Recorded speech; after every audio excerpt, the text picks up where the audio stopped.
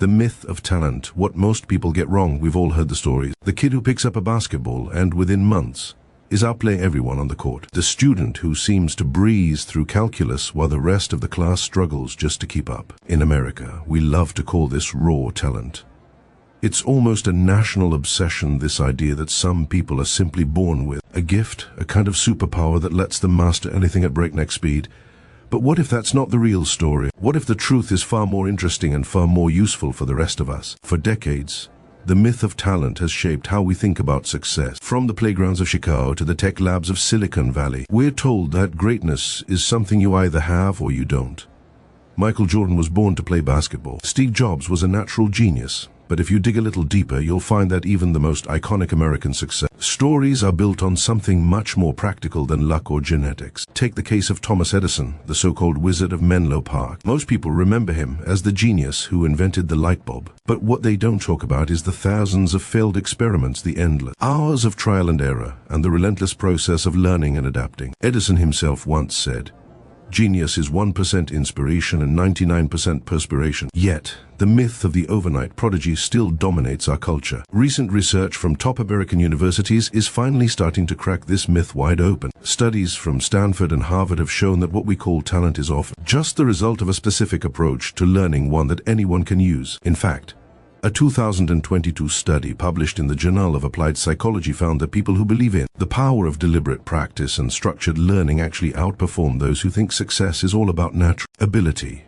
The difference isn't in their DNA, it's in their mindset and their method. And here's where things get even more interesting. Over the past few years, there's been a surge of viral debates online about whether talent is real or just a convenient excuse. On platforms like Reddit and TikTok, you'll find heated arguments about grind culture versus giftedness. Some claim you can't teach genius, while others point to self-made legends who started with nothing but grit and a plan. The truth: most of these so-called naturals are just people who stumbled onto a better way to learn, often without even realizing it. So, if you've ever felt like you're just not cut out for something, or that you missed out on the talent lottery, it's time to rethink everything. The real secret isn't in your genes. It's in the system you use. And as you'll see, this system isn't new. In fact, it's been hiding in plain sight for centuries, perfected by warriors, artists, and innovators long before the first American flag was ever sewn. But before we get to that, let's look at the first principle that can change the way you learn anything starting today. Shoshin, the power of the beginner's mind. If you've ever watched a true master at work, whether it's a jazz musician in a smoky New Orleans club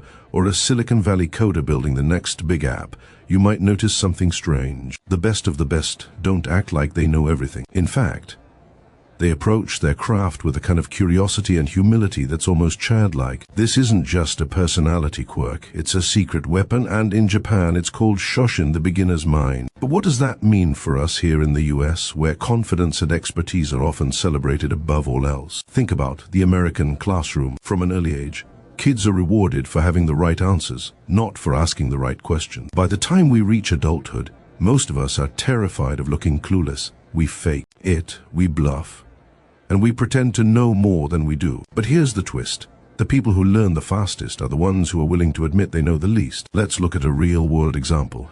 In the 1970s, a young Steve Jobs dropped out of Reed College and wandered into calligraphy classes, not because he had a plan, but because he was curious. He didn't care that he was a beginner, or that he was surrounded by people who knew more than he did. That willingness to start from scratch, to ask dumb questions, and to absorb every detail without ego, later became the foundation for Apple's iconic design. Jobs himself credited this beginner's mind for his ability to see possibilities others missed. Or take the story of jazz legend Miles Davis. In the 1940s, Davis was already a rising star in New York, but instead of sticking to what he knew, he constantly sought out new teachers, new styles, and new ways of thinking. He was never afraid to be the least experienced person in the room. That's how he reinvented jazz over and over again. Davis once said, "If you're not making a mistake, it's a mistake." In other words, if you're not willing to be a beginner, you'll never become a master. Modern science backs this up. Researchers at Stanford University have found that people who approach learning with an open, curious mindset, what psychologists call a growth mindset, actually form new neural connections faster. Their brains are more adaptable, more resilient, and more creative. In fact, a 2021 study showed that adults who deliberately put themselves in situations where they felt like beginners learned new skills up to 40% faster than those who stuck to what they already knew. But here's the catch. Embracing Shoshin isn't easy in a culture obsessed with expertise. In America, we're taught to fake it till you make it. But the real game changers, the innovators, the disruptors, the legends are the ones who never stop being students. They're not afraid to ask, what if I'm wrong? Or what can I learn from this? They don't let pride get in the way of progress. So, what does this mean for you? If you want to master anything, whether it's coding, music, business, or even a new language, the first step is to let go of what you think you know. Approach every lesson, every challenge, every failure with the mind of a beginner. Don't be afraid to ask basic questions. Don't skip the fundamentals. Don't let your ego convince you that you're above the basics, because the truth is, the fastest learners are the ones who are humble enough to start at zero over and over again. And here's the real secret: in a world that's changing faster than ever, the beginner's mind isn't just an advantage, it's a necessity. The people who thrive in the 21st century will be those who can learn, unlearn, and relearn at lightning speed. So, the next time you feel lost or out of your depth, remember, that's exactly where the magic happens. And that's just the beginning, because once you've mastered the art of starting fresh, the next step is learning how to build real mastery one stage at a time. Shuhari, the 3 stages of mastery. Now, if you've ever tried to master a skill in America, whether it's learning to play blues guitar in Memphis, perfecting your jump shot on a Brooklyn blacktop, or building a startup in a San Francisco garage, you know the journey is never a straight line. Most people hit a wall. They get stuck, frustrated, and wonder why they're not making progress. The truth is, it's not about talent or even hard work. It's about following the right path, and that's where the ancient Japanese concept of Shuhari comes in, a system that's surprisingly similar to the way American legends have built their own mastery. Shuhari breaks down the learning process into 3 powerful stages: Shu, Ha, and Ri. Think of it as the ultimate roadmap for skill building, one that's been echoed in the stories of countless American icons. Shu is the first stage. Obey, copy, imitate. In this phase, you don't try to reinvent the wheel. You find a proven method, a mentor, or a set of rules, and you follow them to the letter. It's the same way American apprentices learned their trades in the early days of the country. Blacksmiths, carpenters, and even jazz musicians started by copying the masters. There's a reason why so many of the greatest blues guitarists, from B.B. King to Stevie Ray Vaughan, spent years playing covers and mimicking the legends before ever writing their own song. They weren't just learning notes, they were absorbing the feel, the timing, the soul of the music. But here's where most people in the US get tripped up. We're a culture that loves originality. We want to stand out, to be different, to make our mark. So we rush through the Shu phase, eager to add our own twist before we've even mastered the basics. The result, we end up with shaky foundations and skills that never quite click. The truth is, every American innovator you admire, whether it's a chef in New Orleans or a coder at Google, started by copying before they ever created. HR is the second stage: break, question, adapt. Once you've truly mastered the basics, you earn the right to experiment. This is where American creativity shines. Think about the birth of rock and roll. Musicians like Chuck Berry and Little Richard took the rules of rhythm and blues and started bending them, mixing in country, gospel, and even classical influences. They asked, what if we do it this way? And in doing so, they created something the world had never heard before. In Silicon Valley, this is the stage where startups pivot, hack, and disrupt entire industries. But notice, the real breakthroughs only come after a deep understanding of the fundamentals. I is the final stage: transcend, innovate, create. At this point, you're not just following the rules, you're making your own. You've internalized the basics so completely that you can improvise, adapt, and innovate without even thinking about it. This is the level of mastery where Michael Jordan could invent new moves on the fly, or where Maya Angelou could break the rules of poetry and still move millions. It's the stage where the skill becomes a part of you, and your work becomes unmistakably yours. But here's the catch: most people want to skip straight to Ri. They want to be original from day one, to disrupt before they've even learned the rules. That's why so many promising talents burn out or plateau. The American dream is built on innovation, but the path to true innovation always starts with imitation and adaptation. There's even a modern controversy around this. In the age of social media, accusations of copying or stealing ideas are everywhere. But if you look at the history of American invention, you'll see that every breakthrough, every iPhone, every blockbuster movie, every viral dance started with someone learning from what came before, then daring to break the mold. So, if you want to master anything, don't rush the process. Embrace the stages of Shuhari. Copy first, adapt second, and only then innovate.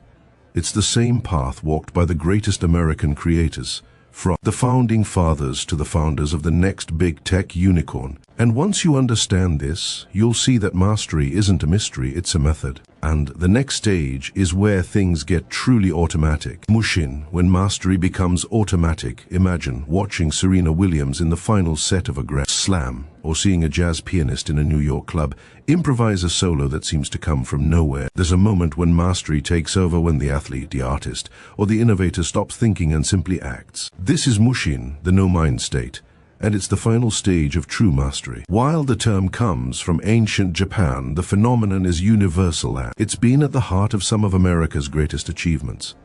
Mushin isn't about zoning out or going on autopilot, it's about reaching a level where your skills are so deeply ingrained that conscious thought only slows you down. Think about Michael Phelps in the pool. He's not counting strokes or analyzing every movement. Years of relentless practice have wired his body and mind to move as one. In that moment, he's not thinking about technique, he's just swimming faster and more fluidly than anyone else in the world. This state isn't limited to sports. In the 1960s, NASA's Apollo astronauts trained for thousands of hours, running simulations until every action became second nature. When disaster struck Apollo 13, it was this automatic mastery, this Mushin, that allowed the crew and mission control to improvise solutions under unimaginable pressure. They didn't have time to overthink. Their training took over, and lives were saved. Modern neuroscience has a name for this automaticity. Studies at MIT and Johns Hopkins have shown that, with enough repetition, the brain shifts control of a skill from the prefrontal cortex, the part responsible for conscious thought, to the basal ganglia and cerebellum, which handle automatic actions. This is why a seasoned chef in a busy New York kitchen can prepare a dozen dishes at once, barely glancing at recipes, while a beginner fumbles with every step. But here's the twist: you can't force your way into Mushin. In America, we're taught to push harder and think smarter, but the truth is, the more you try to consciously control every move, the more you get in your own way. Mushin is the reward for following the process, first learning the basics, then adapting, and finally letting go. It's the same reason why legendary jazz saxophonist John Coltrane could lose himself in a solo, creating music that felt both effortless and transcendent. He wasn't thinking about scales or fingerings. He was in the flow, letting years of practice guide his hands. This flow state has become a buzzword in American business and sports, but it's often misunderstood. Flow isn't about being relaxed or passive. It's about being so engaged, so present, that you lose track of time and self-doubt. Psychologist Mihaly Csikszentmihalyi, who popularized the concept, found that people in flow are not only more productive, they're also happier and more creative. In Silicon Valley, top programmers chase this state, knowing that their best code comes when they're not overthinking but simply creating. There's a reason why the US military drills its soldiers relentlessly, why elite athletes practice the same moves thousands of times, and why artists sketch the same lines over and over. It's not about mindless repetition. It's about building a foundation so strong that, when the moment comes, you can trust yourself to perform without hesitation. But Mushin isn't just for the elite. Anyone can reach this state, whether you're learning to drive, cook, or speak in public. The key is to respect the process. Start with the basics, adapt as you grow, and then practice until the skill becomes a part of you. When you reach Mushin, you'll find that mastery isn't about thinking harder, it's about letting go and letting your training take over. And here's the most powerful part: Mushin isn't the end of the journey. It's the beginning of a new level of creativity and performance. Once you've reached this state, you're free to innovate, to push boundaries, and to achieve things you never thought possible. The samurai knew it, and so did the pioneers, athletes, and creators who built America's legacy of excellence. The question is, are you ready to take the next step? Because the urgency that drove the samurai is just as real today, and it's what separates those who dream from those who do. The samurai's urgency, why this system was life or death. The samurai didn't develop their learning system for fun or self-improvement. For them, mastering a skill quickly was a matter of survival. If you didn't learn fast enough, you didn't get a second chance. That sense of urgency, the pressure to perform under the threat of real consequences, was what forged their legendary discipline. And while most of us aren't facing sword fights in the streets, the American story is filled with moments where learning fast meant the difference between success and failure, between making history and being forgotten. Think about the early days of the United States. The founding fathers weren't born revolutionaries. Many of them were lawyers, farmers, or merchants who had to learn the art of war, diplomacy, and leadership on the fly. George Washington, for example, started his military career with little formal training. He made mistakes, sometimes costly ones, but he learned from every setback, adapting his strategy with a speed and determination that would eventually turn the tide of the Revolutionary War. The stakes couldn't have been higher. If Washington and his peers hadn't learned quickly, the American experiment would have ended before it began. Fast forward to the 20th century, and you'll see the same urgency in the race to innovate. During World War II, the United States faced a crisis unlike any before. Scientists, engineers, and soldiers had to master new technologies: radar, code-breaking, nuclear physics at a breakneck pace. The Manhattan Project, for example, brought together some of the brightest minds in the world, many of whom had to learn entirely new fields almost overnight. The pressure was immense. Failure wasn't just a personal setback, it could mean losing the war. The result? A level of focus, collaboration, and accelerated learning that changed the course of history. This sense of urgency isn't just a relic of the past. In today's world, the stakes are different, but the pressure to learn fast is just as real. Think about the rise of Silicon Valley. Entrepreneurs like Bill Gates and Steve Jobs didn't have decades to perfect their craft. The tech industry moves at lightning speed, and those who can't keep up are left behind. Gates famously dropped out of Harvard to start Microsoft, teaching himself the ins and outs of software development as he went. Jobs, too, was constantly learning, adapting, and reinventing himself to stay ahead of the curve. In both cases, the ability to learn quickly and to apply that knowledge under pressure was the key to their success. Even in American sports, urgency is a driving force. Take the story of Jackie Robinson, who broke baseball's color barrier in 1947. Robinson didn't just have to be good, he had to be exceptional, learning to handle not only the game itself, but also the intense scrutiny and hostility that came with being a pioneer. Every mistake was magnified, every success hard-won. Robinson's rapid adaptation and relentless drive didn't just change baseball, they changed the country. What ties all these stories together is the understanding that urgency, when harnessed correctly, can be a powerful catalyst for growth. The samurai knew that life or death stakes forced them to focus, to cut out distractions, and to commit fully to the process of mastery. In America, whether it's on the battlefield, in the boardroom, or on the playing field, the same principle applies. When the pressure is on, those who have a system or method for learning, adapting, and automating skills rise to the top. But here's the catch: urgency alone isn't enough. Pressure without a process leads to panic, burnout, and mistakes. The real secret is combining that sense of urgency with a proven system, like the one the samurai perfected centuries ago. That's how you turn stress into strength and pressure into progress. So, the next time you find yourself in a high-stakes situation, whether it's a job interview, a big presentation, or a new challenge you've never faced before, remember the lesson of the samurai and the American pioneers. Don't just hope for talent or luck. Embrace the urgency, trust the process, and use every moment as an opportunity to learn faster and go further than you ever thought possible. Because in the end, it's not the pressure that breaks you, it's how you respond to it that defines your legacy. And the next step is learning how to apply this ancient system to your own life right now in the modern world, applying the samurai system today. So, how do you take a system forged in the heat of samurai battles and use it to master skills in the modern world? The answer is simpler and more powerful than you might think. The same principles that helped warriors survive centuries ago can help you thrive in today's fast-paced America. Whether you're aiming to become a top coder, a creative entrepreneur, or a leader in your field, let's break it down step by step using real American stories and challenges. First, start with Shoshin, the beginner's mind. In the US, we're often told to fake it till you make it, but the most successful people are those who aren't afraid to be beginners. Take the story of Sarah Blakely, the founder of Spanx. She started with zero experience in fashion or business. Instead of pretending to know it all, she asked endless questions, sought out mentors, and wasn't afraid to look foolish. That willingness to learn from scratch, to embrace the basics, is what allowed her to disrupt an entire industry and become America's youngest self-made female billionaire. The lesson? Don't let pride or fear of looking inexperienced hold you back. The fastest learners are those who are humble enough to start at zero. Next, move to Shuhari, the structured path to mastery. In the American context, this means finding proven methods and sticking to them before you try to innovate. Think about the world of American cuisine. Before celebrity chefs like Julia Child or Anthony Bourdain ever created their own signature dishes, they spent years mastering classic techniques. Julia Child, for example, trained at Le Cordon Bleu and spent countless hours perfecting the basics of French cooking. Only after she could flawlessly execute the fundamentals did she start to experiment and create her own style. The same goes for tech. Before Mark Zuckerberg built Facebook, he spent years studying existing social networks, learning what worked and what didn't. The key is to copy first, adapt second, and only then innovate. Then comes Mushin automation and flow. This is where the magic happens. After you've put in the reps, after you've built your foundation, you reach a point where the skill becomes second nature. In the world of American sports, this is the difference between a rookie and a seasoned pro. Take Tom Brady, for example. Early in his career, he was known for his relentless practice and attention to detail. Over time, those habits became automatic. In high-pressure moments, he didn't have to think, he just acted. That's Mushin in action. It's the same for artists, musicians, and even surgeons. The more you practice with intention, the more your brain and body take over, allowing you to perform at your best when it matters most.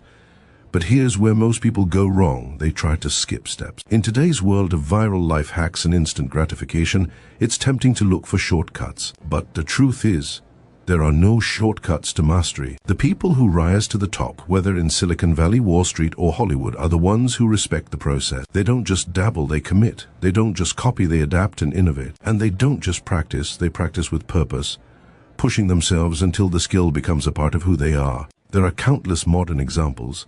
Look at the rise of esports in America. Gamers who reach the top don't just play for fun, they study the best, break down every move, and practice until their reactions are automatic. Or consider the world of medicine, where doctors spend years in residency, repeating procedures until they can handle emergencies without hesitation.